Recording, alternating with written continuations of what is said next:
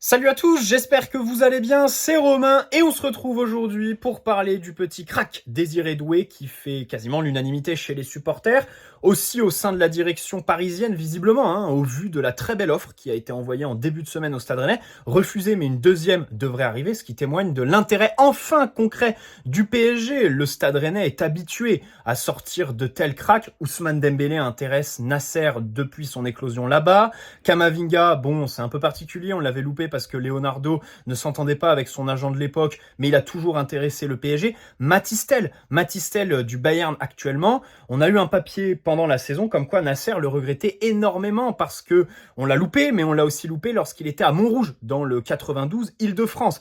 Ne venez pas m'en parler dans le cadre d'un échange avec Xavi Simons.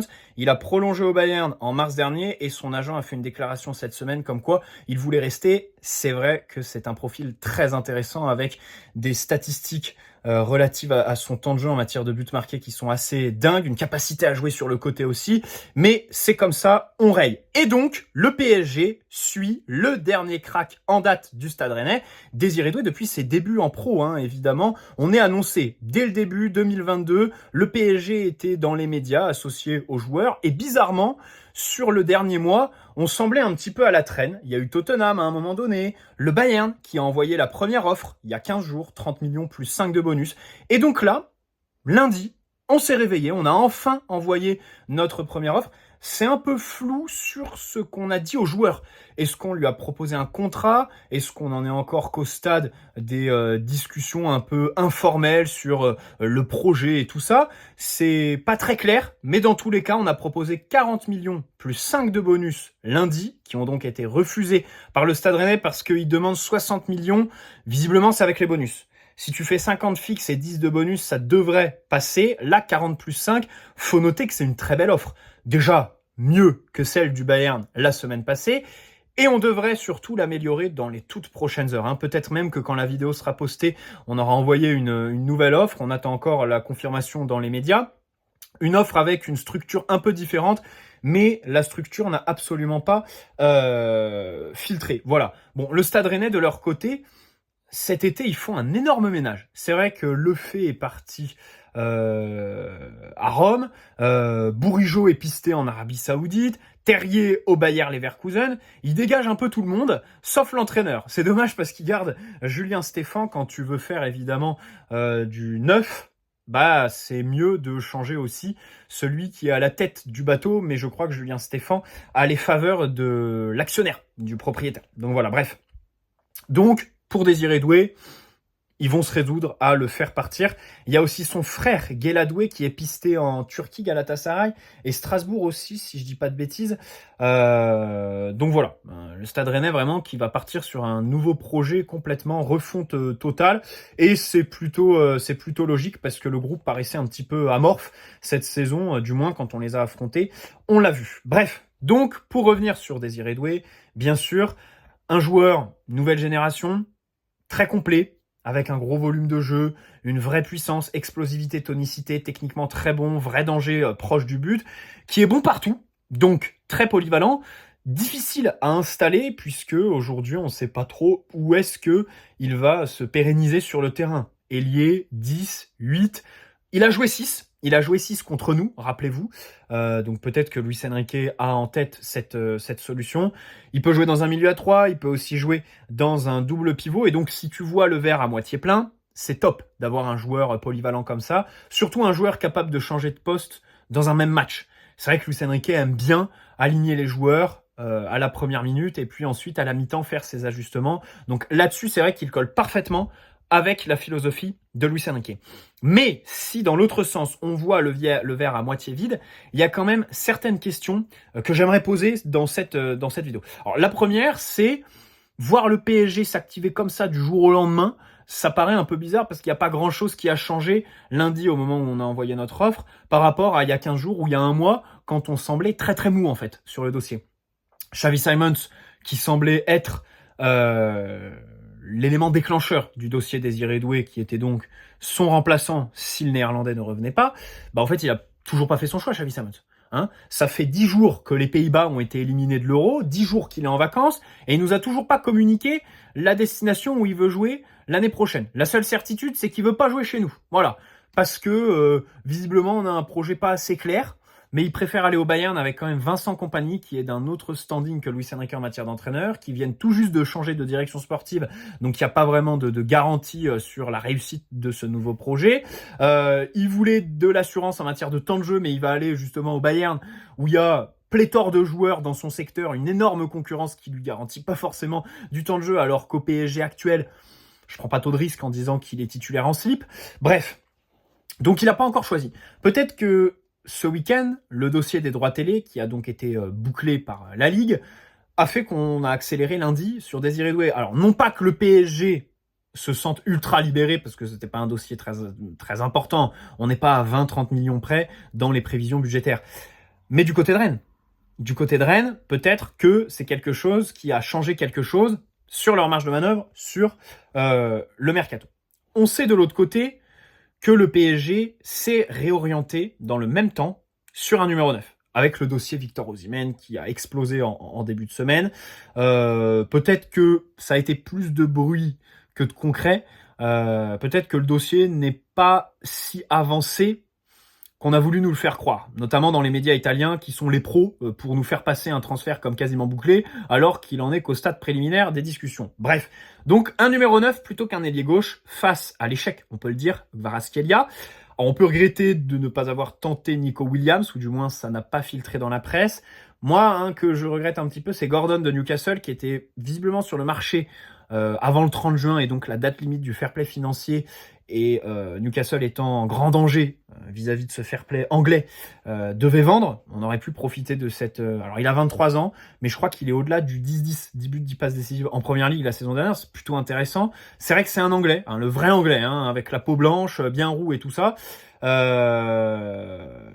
Donc ça peut poser des questions en matière d'exportation, bien sûr. Les Anglais, on sait très bien que c'est très difficile pour eux de partir de chez eux. Mais voilà, j'aurais bien aimé ça. Et au final, on se repositionne sur un numéro 9, même s'il faut signaler qu'on peut relativiser.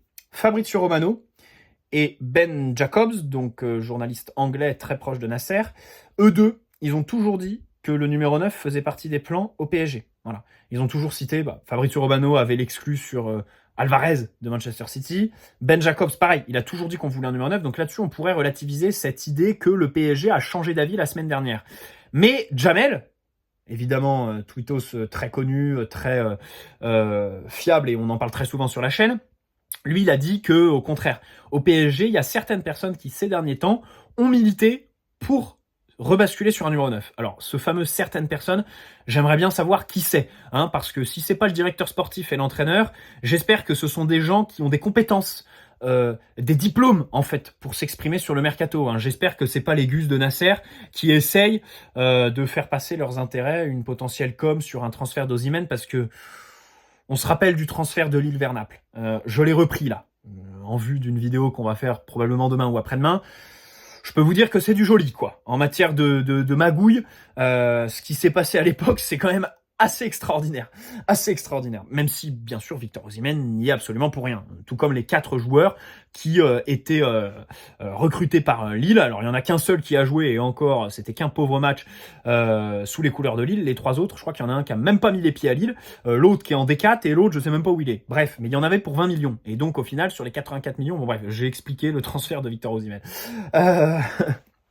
Donc, j'aimerais savoir qui sont ces gens qui, au sein du club, militent pour repasser au numéro 9. Mais du coup, si le PSG a décidé d'investir sur le poste de buteur, et donc délaisse le poste d'ailier gauche, mais dans le même temps accélère sur Désiré Doué, peut-être que Désiré Doué est considéré comme l'ailier gauche. Voilà, c'est une question que je me suis posée tout de suite.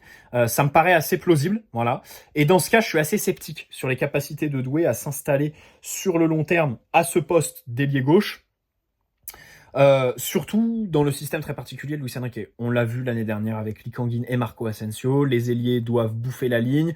Ils reçoivent le ballon dans les pieds. Ils doivent faire des différences un petit peu tout seuls. Ils sont assez esselés. Et c'est vrai que Désiré Doué, je le vois pas vraiment dans ce genre de rôle. Voilà, je le vois pas vraiment dans ce genre de rôle. D'autant plus qu'à droite, initialement, on voulait recruter un milieu excentré créatif. Donc Ryan Cherki, Akliouche aussi, Akliouche qui brille là, avec les U23 là en ce moment, donc ça fait plaisir. Mais au final, ça s'est un peu calmé. Ça s'est un peu calmé et moi j'aimerais juste revenir sur une question assez simple en fait. C'est-à-dire que avant de se repositionner sur le numéro 9, on visait un ailier gauche. Mais exclusivement un ailier gauche.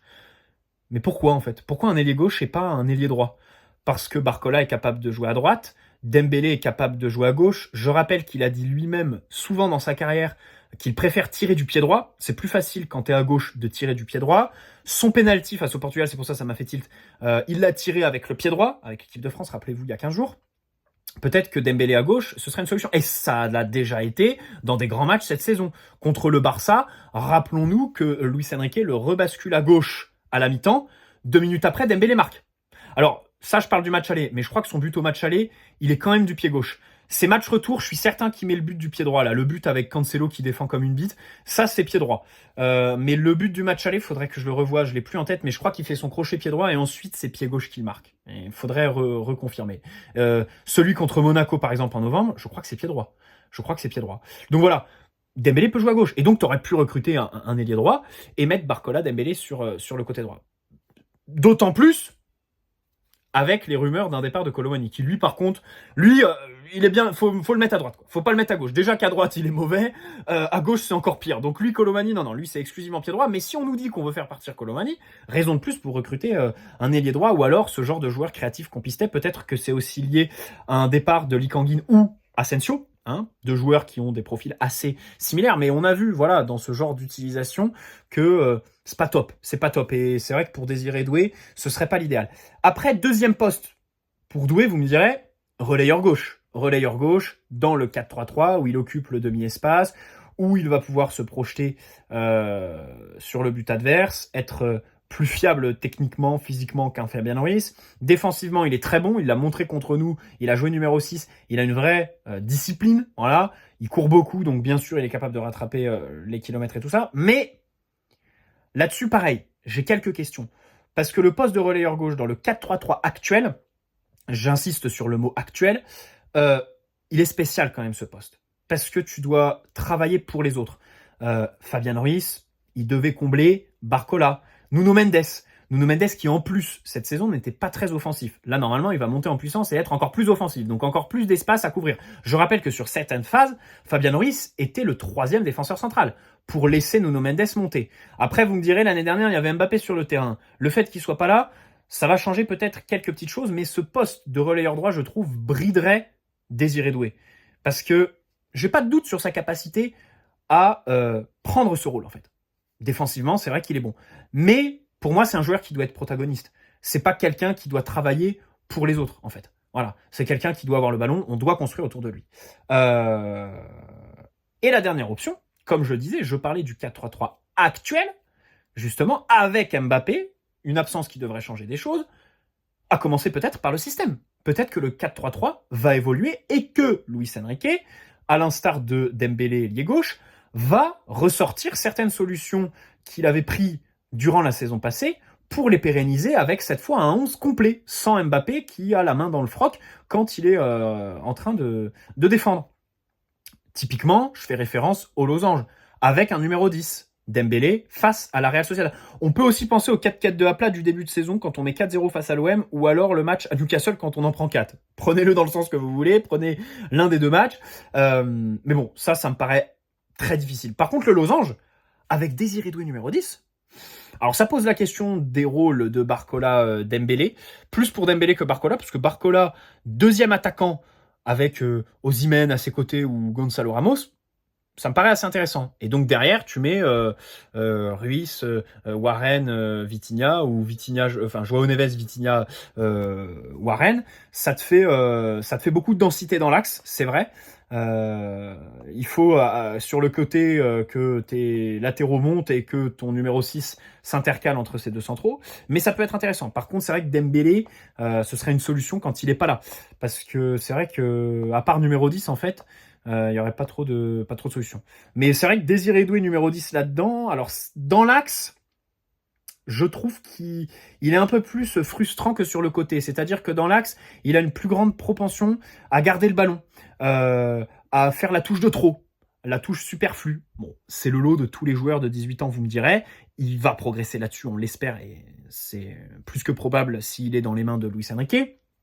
Alors que sur le côté, il est beaucoup plus amené à combiner avec ses partenaires. Mais voilà, ça peut être une solution à envisager. Donc c'est vrai que dans cette vidéo, je voulais soulever quelques petites questions sur ce recrutement, parce que c'est vrai qu'on a un talent brut qui reste à polir, qui est exceptionnel. Enfin, on l'a pas encore, évidemment, hein, on l'a pas recruté, mais ça pose quand même quelques questions sur l'intégration dans le 11. Alors, dans l'effectif aussi, j'aimerais noter qu'il y a certaines personnes qui sont réticents sur sa personnalité.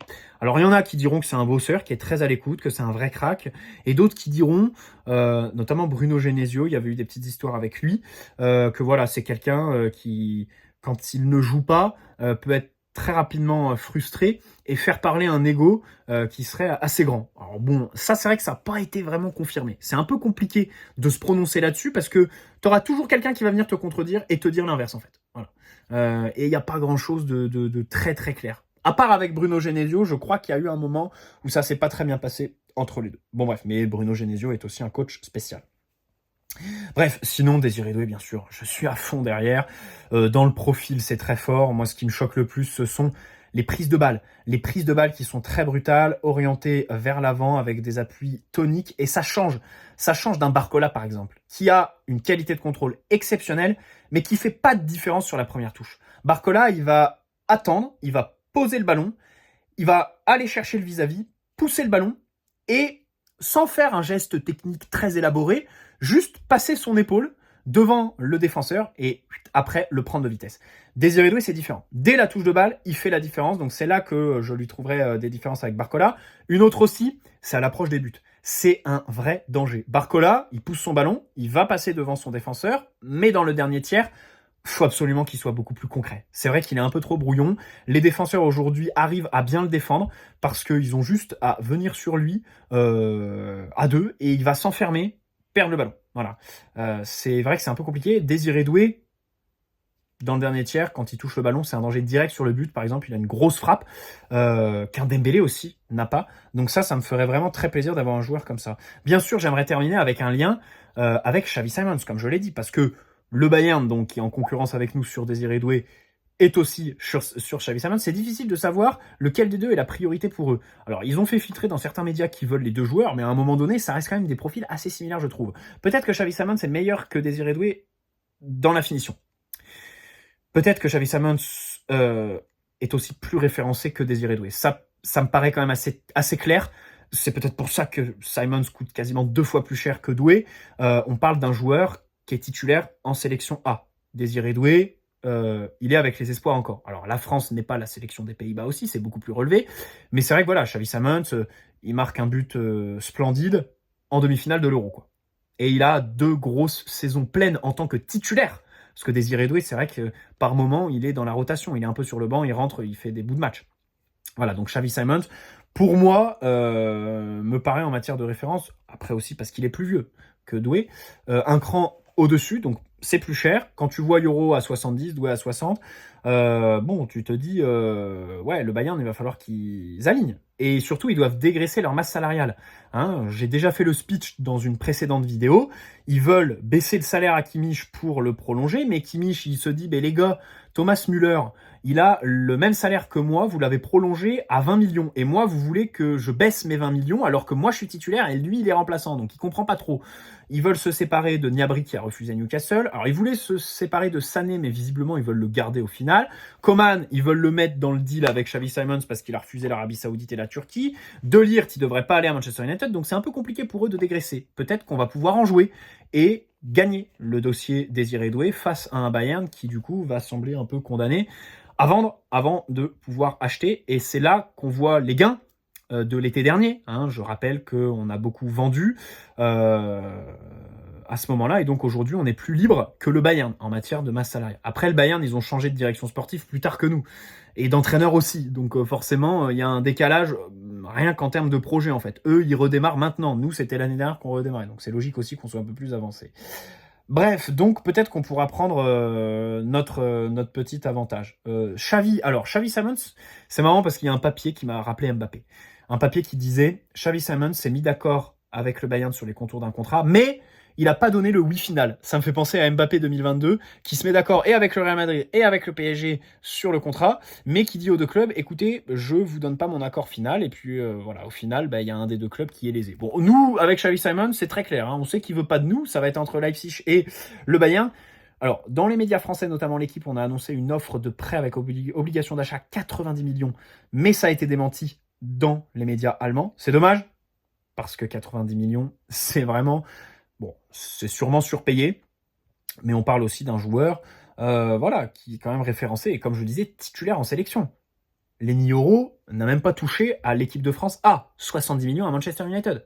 Donc c'est vrai que 90 millions sur Xavi, j'aurais aucun scrupule à les prendre du Bayern, même si c'est vrai que ça reste peut-être un poil sous-coté. Il y a même une info qui disait que le Bayern négociait avec le PSG, mais aussi avec le PSV Eindhoven, qui, on le rappelle, si on le vend cet été, devra prendre un pourcentage sur la vente. Mais visiblement, le PSG voudrait pas d'une vente cet été. Ce dossier est incompréhensible. On a Xavi qui a commenté une publication de Canal Supporter, qu'on embrasse, Joe, Bada aussi, Bada à l'époque, on embrasse Canal Supporter, parce que il a répondu donc à un post où il parlait de trahison de Xavi Simons envers le PSG. Il a dit waouh, et après il a fait une story Instagram avec le Uno, là, la carte Uno reverse. Alors les gars, je suis nul, pardon, je ne sais pas jouer au Uno, je ne sais pas ce que ça veut dire, mais visiblement ça a un lien avec son avenir, cette story. Donc bon, ça m'a enfin c'est un truc qui m'a un peu saoulé, quoi. Voilà, encore des stories. Comme je le disais plus tôt, on nous disait qu'après l'Euro il allait faire son choix, et 10 jours après, là il est au bord de sa piscine, il a toujours pas fait son choix. À un moment donné, frérot, le truc c'est que nous, 80-90 millions, c'est pas une paille. Et je suis persuadé que le PSG, si on boucle la vente de Xavi Simons cet été, ça pourrait potentiellement impacter notre mercato, rien que sur Désiré Doué. Rien que sur Désiré Doué. Donc c'est vrai que là-dessus, c'est un peu compliqué. Voilà. Bref, bonne soirée à tous. N'hésitez pas à poser un like si cette vidéo vous a plu, vous abonner si ce n'est pas déjà fait. On se retrouve demain ou après-demain pour parler de Victor Osimhen, bien sûr. Et puis donc pour Désiré Doué, on attend la deuxième offre du PSG. Joao Neves, on n'a pas de nouvelles sur la réponse de Benfica par rapport à l'offre de 60 millions plus 10 de bonus formulée par le PSG plus tôt dans la semaine. On va voir comment ça évolue, mais visiblement, on pourrait avoir un dénouement assez rapidement. Ça parle de semaine prochaine. Il y a un média qui a parlé avant la fin du mois. Tu me diras, la fin du mois, c'est en fin de semaine prochaine, donc c'est pareil. Bref, bonne soirée à tous. Ciao les amis. Le chef n'est pas là.